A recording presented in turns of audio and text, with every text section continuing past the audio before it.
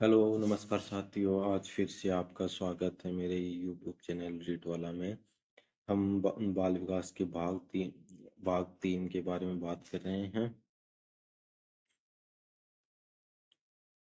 भाग तीसरा है जिसमें हम बाल विकास के कुछ पॉइंट के बारे में देखेंगे। इसमें पहला पॉइंट जीन पियाजे का संज्ञानात्मक विकास का सिद्धांत देखेंगे। दूसरा, बालक में भाषा का विकास कैसे होता है। तीसरा, निर्मितिवाद का सिद्धांत किसने दिया, क्या है क्या नहीं है। चौथा, जेरोम ब्रूनर का संज्ञानात्मक विकास का सिद्धांत। और पांचवा, कोलबर्ग का नैतिक विकास का सिद्धांत। इसके बाद में हम शुरुआत करते हैं जीन पियाजे के सिद्धांत से। जीन पियाजे के अनुसार संज्ञानात्मक विकास की अवस्थाएं क्या है। संवेदी या पेशीगमक अवस्था, सेंसरी मोटर स्टेज, ये जन्म से 2 वर्ष तक होती हैं, यानी जन्म लेने से 2 वर्ष तक। पियाजे के अनुसार यह विकास की पहली अवस्था होती है जिसमें बालक संवेदनाओं के माध्यम से सीखता है। मतलब जो बालक के अंदर छोटी छोटी बालक के अंदर संवेदनाएं उत्पन्न होती है, उनसे बालक सीखता है। विशेष रूप से एक बालक में देखने, सुनने, स्पर्श करने के आधार पर ज्ञान पैदा होता है और वह इन्हीं से अनुकरण के माध्यम से बोलना सीख जाता है तथा बालक में वस्तु स्थायित्व पैदा हो जाता है। लगभग 2 वर्ष की आयु में बालक परिवार का सक्रिय सदस्य बन जाता है। पूर्व संक्रियात्मक अवस्था, प्री ऑपरेशनल स्टेज, ये 2 वर्ष से 7 वर्ष तक की उम्र में होता है। यह अवस्था संक्रियाओं से या संक्रियात्मकता से पूर्व की होती है, जिसमें बालक का विशेष रूप से प्रबल जिज्ञासु होता है और विभिन्न प्रकार की परिस्थितियों में जानने का प्रयास करता है।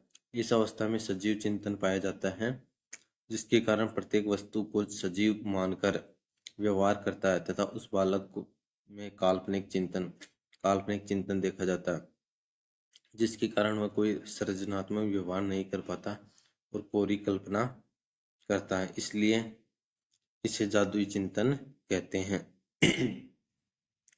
इस अवस्था में बालक में आत्म केंद्रीयता पाई जाती है, जिसका अर्थ होता है बालक केवल खुद पर भरोसा करता है और संसार की प्रत्येक वस्तु को अपना मानता है एवं माता पिता पर भी अपना ही अधिकार समझता है। इसी अवस्था में अपलटावी चिंतन एवं संरक्षण की कमी पाई जाती है। इस अवस्था को पियाजे ने 2 भागों में बांटा है। पहला, पूर्व प्रत्यात्मक काल 2 से 4 वर्ष तक और दूसरा, अंतःप्रज्ञा काल 4 से 7 वर्ष तक। पूर्व प्रत्यात्मक काल 2 वर्ष से 4 वर्ष तक।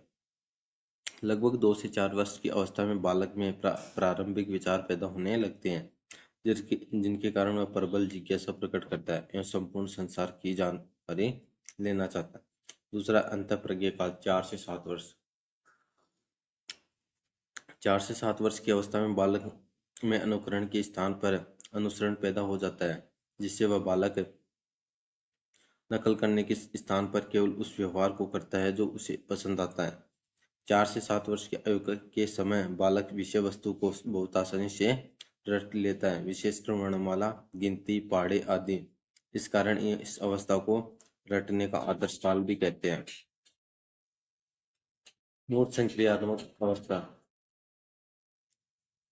कॉन्सेंट्रेट ऑपरेशनल स्टेज 7 से 11 वर्ष तक है। इस अवस्था में बालक गणित की मूर्त संख्याओं से संबंधित जोड़, बाकी, गुणा, भाग जैसी सामान्य संक्रियाएं करने लगता है, इसलिए इसे मूर्त संक्रियात्मक अवस्था कहते हैं। इस अवस्था में बालक पलटावी चिंतन प्रकट करता है, रंगों को पहचानने लगता है, आकृतियों की पहचान कर लेता है तथा विशेष रूप से प्रारंभिक तर्क की शुरुआत कर देता है। 9 से 11 वर्ष की अवस्था में तार्किक चिंतन करने लगता है तथा इन सभी व्यवहारों के कारण इस अवस्था को वैचारिक काल भी कहा जाता है। औपचारिक संक्रियात्मक अवस्था, अब्स्ट्रैक्ट ऑपरेशन स्टेज 11 से 15-16 वर्ष तक। इस अवस्था में बालक मानसिक विकास की पूर्णता तक पहुंच जाता है तथा वह अमूर्त चिंतन करने लगता है एवं सभी प्रकार की तार्किक समस्याओं का समाधान प्राप्त कर लेता है। पियाजे के अनुसार 15-16 वर्ष में अधिक वर्ष में बुद्धि का पूर्ण विकास हो जाता है। यानी पियाजे के अनुसार बुद्धि का पूर्ण विकास कब हो जाता है? जो 15-16 वर्ष के बालक होते हैं तब। बुद्धि के पूर्ण विकास के संदर्भ निम्न पर विचार प्रचलित है। विद्वान बुद्धि के पूर्ण विकास का काल। जीन पियाजे के अनुसार 15 से 16 वर्ष, वुडवर्थ के अनुसार 14 से 15 वर्ष, थॉर्नडाइक के अनुसार 18 से 19 वर्ष, करो एंड करो के अनुसार 25 वर्ष। बालक में भाषा का विकास, दूसरा पॉइंट है। एक बालक में जो भाषा का विकास होता है उसका मनोविज्ञान स्पष्ट करता है कि बालक में भाषा का विकास के 3 सोपान है। जिज्ञासा, अनुकरण, अभ्यास। जिज्ञासा क्या होता है? किसी चीज या वस्तु के बारे में बहुत जल्दी जानना। अनुकरण, नकल करना एक दूसरे का। अभ्यास, लगातार किसी चीज को बार बार अभ्यास करना। जिज्ञासा, बालक अपने परिजनों को बातचीत करते हुए देखता है तो उसमें भी ऐसा ही व्यवहार करने की इच्छा प्रकट होती है और इसी जिज्ञासा के कारण वह 6 से 8 माह की आयु में स्वरों की ध्वनियां प्रकट करने लगता है, जैसे ई, ए, औ, ऊ। अनुकरण,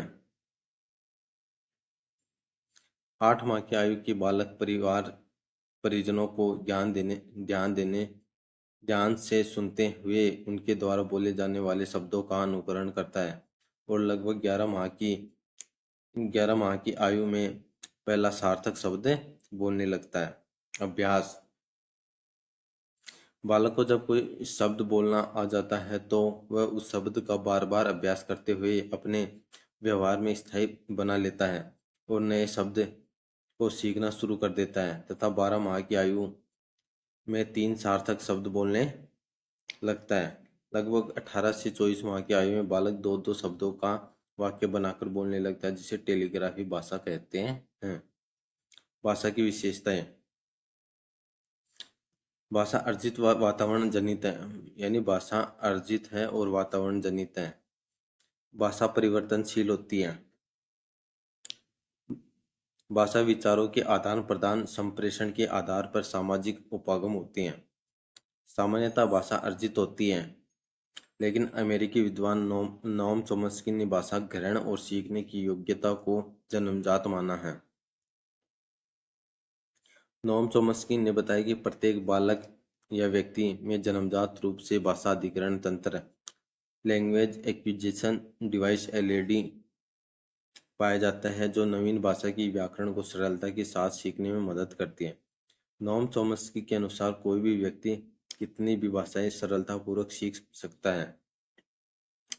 निर्मितिवाद का सिद्धांत। प्रवर्तक कौन है? जेरोम ब्रूनर, अमेरिकी विद्वान है। एक बालक अपना निर्माण स्वयं करता है। निर्मितिवादी विचारधारा के प्रवर्तक जेरोम ब्रूनर का मानना है कि एक बालक अपना निर्माण अपने स्वयं के प्रयासों से एवं रुचि के अनुसार करता है, अर्थात अपना निर्माता खुद है। जे.एस. चोल के अनुसार एक बालक अपना निर्माता स्वयं है क्योंकि वह उसके वातावरण में पाए जाने वाले व्यवहारों से जो पसंद आता है उन्हें ग्रहण करता है और बाकी को छोड़ देता है। भारती भावेश के अनुसार कक्ष में एक शिक्षक शंभु नहीं होता, केवल मार्गदर्शक होता है क्योंकि बालक स्वयं अपना निर्माण करता है। निर्मितिवाद के समर्थक विद्वानों में वाइगोत्स्की, बांडुरा आदि को माना जाता है। नोट: जीन पियाजे में भी निर्मितिवाद विचारधारा देखी जाती है। जेरोम ब्रूनर का संज्ञानात्मक विकास का सिद्धांत।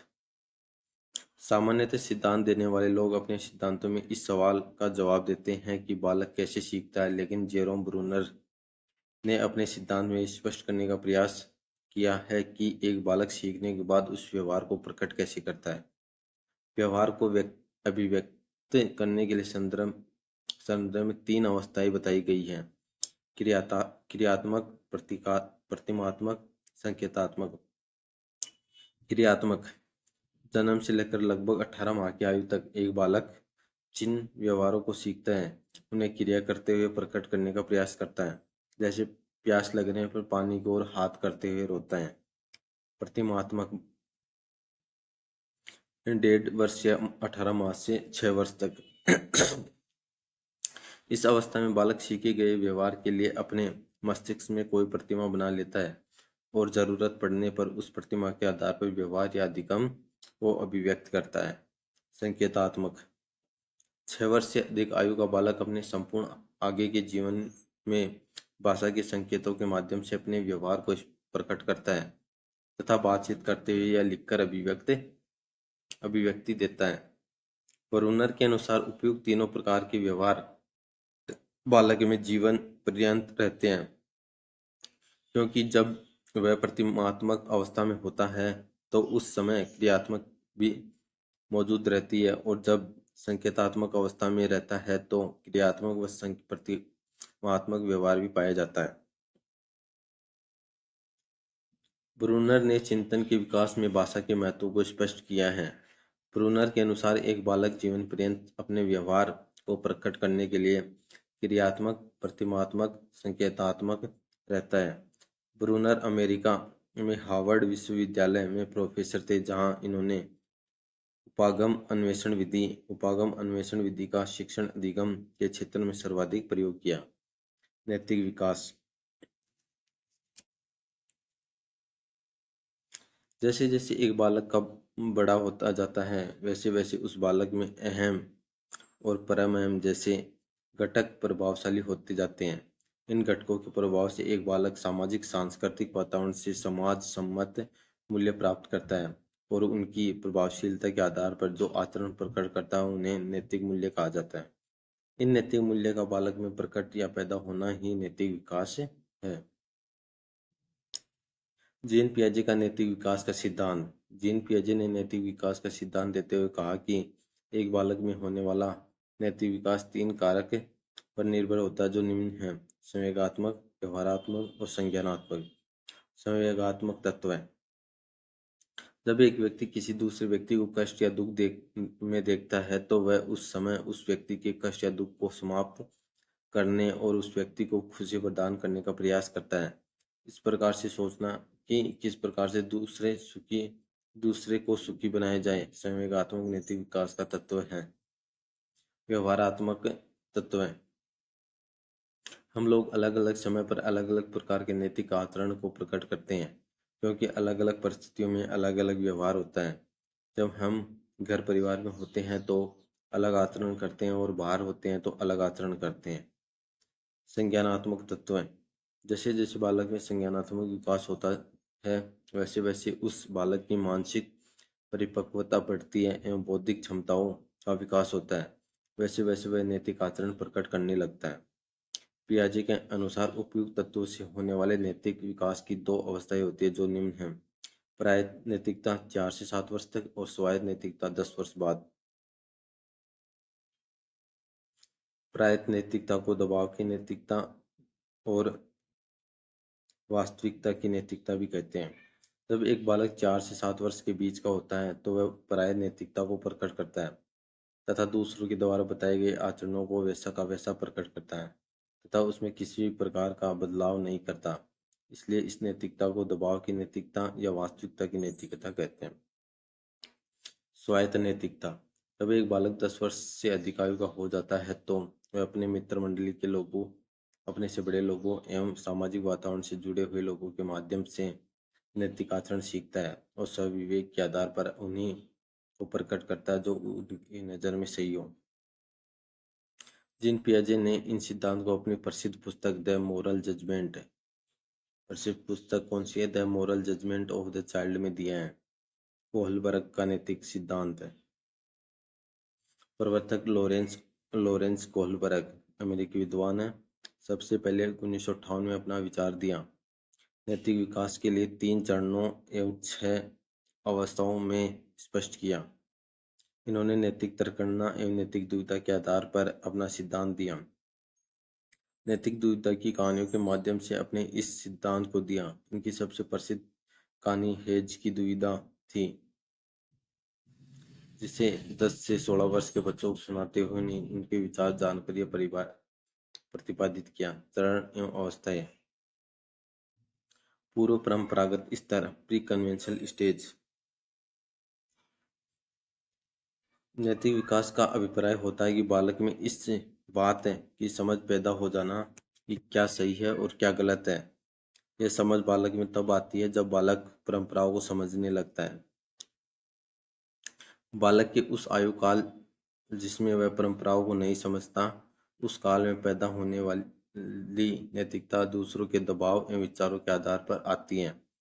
इस काल को पूर्व परंपरागत स्तर कहते हैं। इसका आयु काल 3 से 10 वर्ष में माना गया है। दंड या आज्ञा पालन की उन्मुखता 3 से 6 वर्ष। इस अवस्था में बालक उसी नैतिक आचरण को प्रकट करता है जिसके लिए किसी बड़े व्यक्ति द्वारा उसे कहा गया है और वह उसकी आज्ञा का पालन किसी प्रकार के दंड से बचने के लिए करता है। लालच या साधनात्मक उन्मुखता 6 से 10 वर्ष तक।